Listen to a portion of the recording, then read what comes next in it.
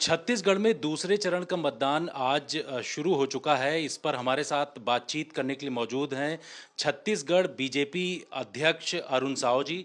Sir, किस तरीके से आप देख रहे हो, बीजेपी की स्थिति कितनी मजबूत है पूरे छत्तीसगढ़ में? दूसरे चरण का मतदान आज हो रहा है। निश्चित रूप से जिस प्रकार से जनता का आशीर्वाद भारतीय जनता पार्टी को मिल रहा है, जनता उत्साहपूर्वक परिवर्तन के लिए तैयार है। जिस प्रकार से 5 सालों में भूपेश बघेल की सरकार ने छत्तीसगढ़ की दुर्दशा की है, हर वर्ग को ठगने का काम, धोखा देने का काम किया है, और इसलिए जनता पूरी तरह से परिवर्तन के लिए तैयार है और भारतीय जनता पार्टी को भरपूर आशीर्वाद जनता का मिल रहा है।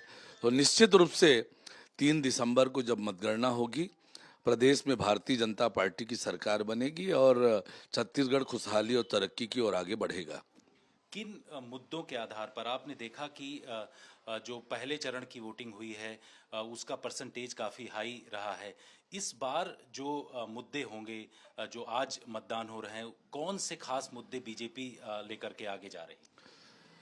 वास्तविकता ये है कि 5 साल में भूपेश बघेल की सरकार ने दुर्दशा की है। छत्तीसगढ़ को अपराध का गढ़ बना दिया है, नशे का गढ़ बना दिया है, धर्मांतरण का गढ़ बना दिया है, भ्रष्टाचार का गढ़ बना दिया है, माफियाओं का गढ़ बना दिया है। विकास के सारे काम ठप हैं और ऐसे में छत्तीसगढ़ की जनता परेशान है और छत्तीसगढ़ की जनता परिवर्तन चाहती है। भारतीय जनता पार्टी ने अपना संकल्प पत्र प्रस्तुत किया है।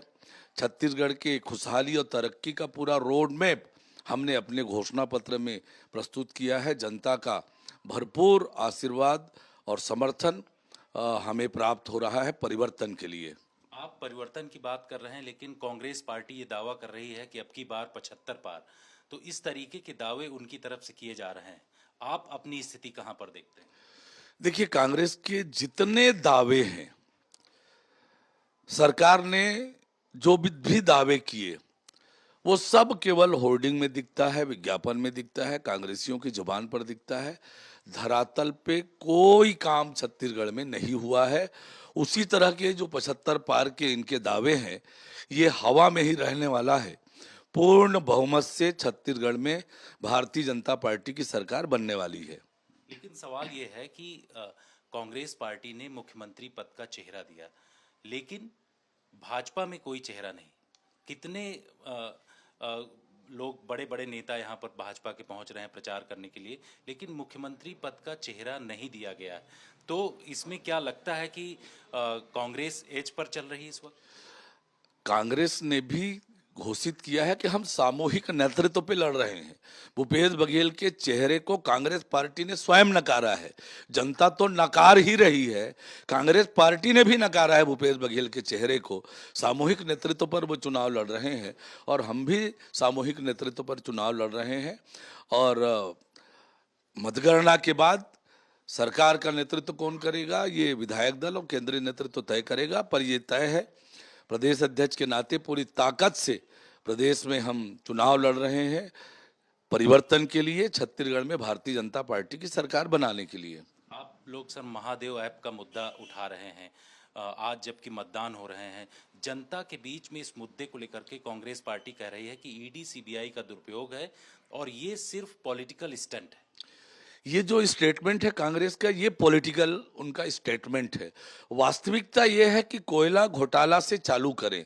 कोयला घोटाला, शराब घोटाला, महादेव एवं सट्टा का मामला, ये बहुत पहले से जनता के बीच जा चुका था। आम लोगों को पता था कि कोयले में 25 रुपए की दलाली हो रही है। आम लोगों को पता था कि शराब दुकानों में 2 काउंटर चलते हैं। और महादेव एवं सट्टा का मामला तो साल 1.5 साल से जनता के बीच में था कि ये सरकार के संरक्षण में हो रहा है, सरकार करा रही है, और इसलिए ईडी और आईटी पर आरोप लगाना ये बेबुनियाद है। वास्तविकता ये है कि इन्होंने भ्रष्टाचार किया है, छत्तीसगढ़ को दोनों हाथों से लूटा है, और आज जब ईडी इन पर कार्रवाई कर रही है तो इनको तकलीफ हो रही है और डिफेंस में ये बात कह रहे हैं।